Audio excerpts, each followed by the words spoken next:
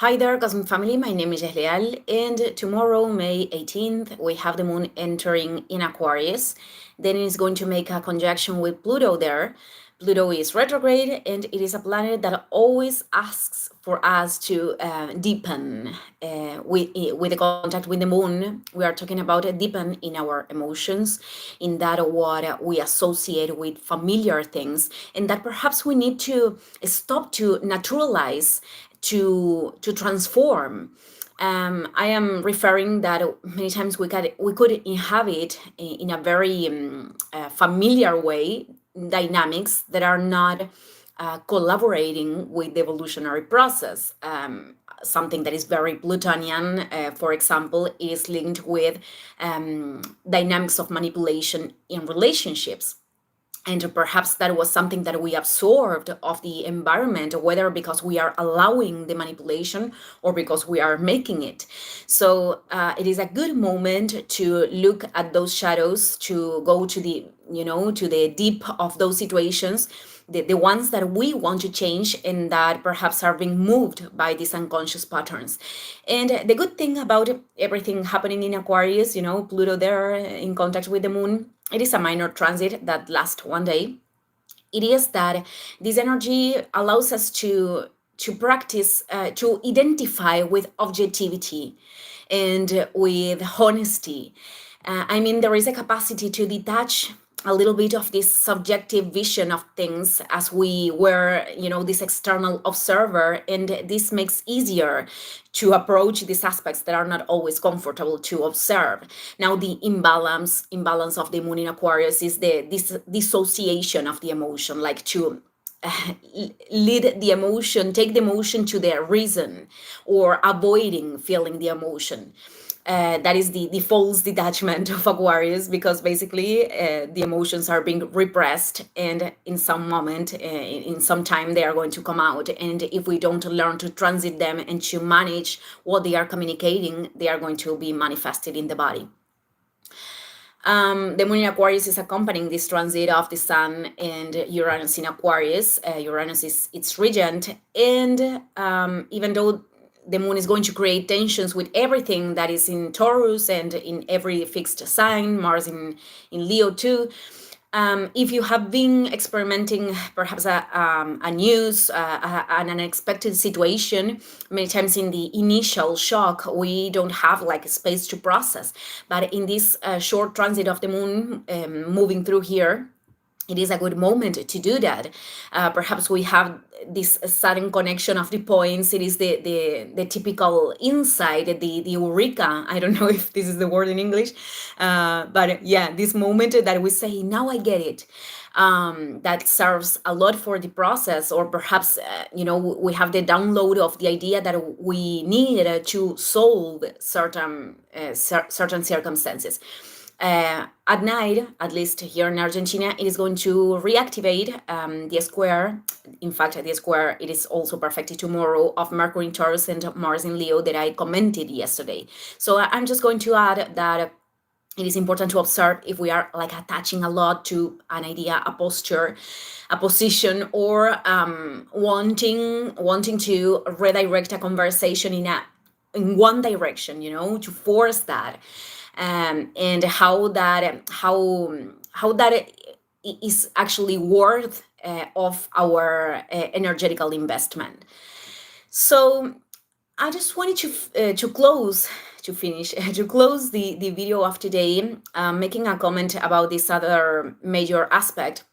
The other day I was telling you that Saturn in Pisces is in the final degree of Pisces, in the degree 29, and it is showing finals or ending situations that are starting to conclude, because Saturn is going to enter in Aries this May 25th, but it is going to come back to Pisces, and also Neptune. So Saturn, planet of authorities, boundaries, construction of structures.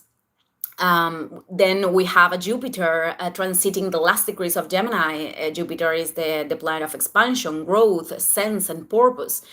Also is a planet associated to beliefs, and in another aspect, it could be linked with the dogmatic. That what we associate with dogmatic, whether this is an ideology or religion. So they are getting closer and closer. They are in orb of mathematical degrees to the last square, the third one. There is a video that I did last year, 2024, that I talked about this, of the 3 squares, because the last one is going to happen with Jupiter in Cancer and Saturn in Aries. So I'm going to comment about this in the video of Jupiter in Cancer, probably. Okay, what the axis of what I was about to say, it is that we are seeing a lot of endings and people transcending to the other plane that represented figures of authority. First was the Pope, now Pepe Mujica, which was a representative in Uruguay, and in some way, I am seeing this as a symbol of the end of certain paradigms. Even the church is still sustained. It is an institution that is part of the old structures. Pisces also represents spirituality, and so with Saturn and Neptune leaving this sign, there are forms, representations of spirituality that are dissolved because they are not responding to a true connection in a consequent practice. This topic is, to expand and to tell a lot of things, but this is not only about religions. But regarding Pepe Mujica, and beyond the personal opinion of each one about him, I am seeing him as a person with its rights and wrongs, as each one, as whatever human is inhabiting this planet. But what I want to bring it is that he was a person that showed a certain level of coherence, especially in the last years. In his last years, in relation to his convictions.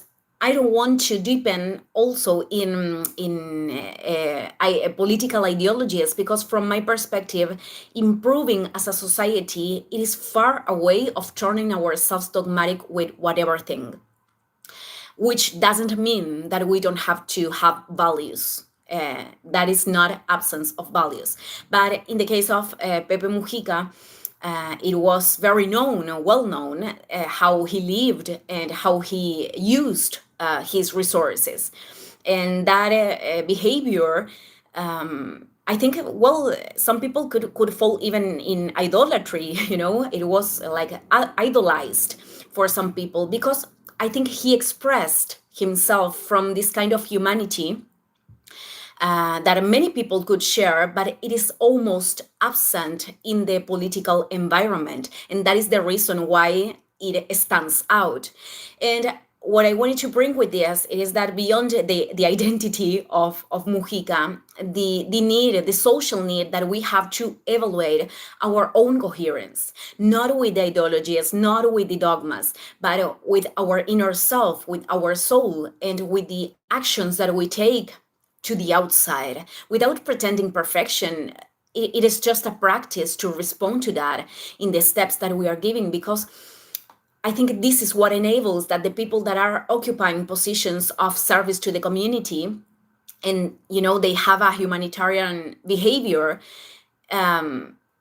they shouldn't be an exception. They should be the rule, and not because the rule is imposed by something on the outside, but because it is being born from the people that are genuinely in this position of recognizing themselves as in service, of others. I don't know the word in English right now. Of others, of a project, of the collective, of whatever thing, and I think that is this individual labor. I want to leave this thing clear. It is this individual labor, the practice that we are doing with ourselves, what allows us to see with transparency the people that truly have those qualities, because we are always perceiving outside what we hold inside. So I just want to leave this today. Thank you, everyone, and see you in the next video. Ciao, ciao.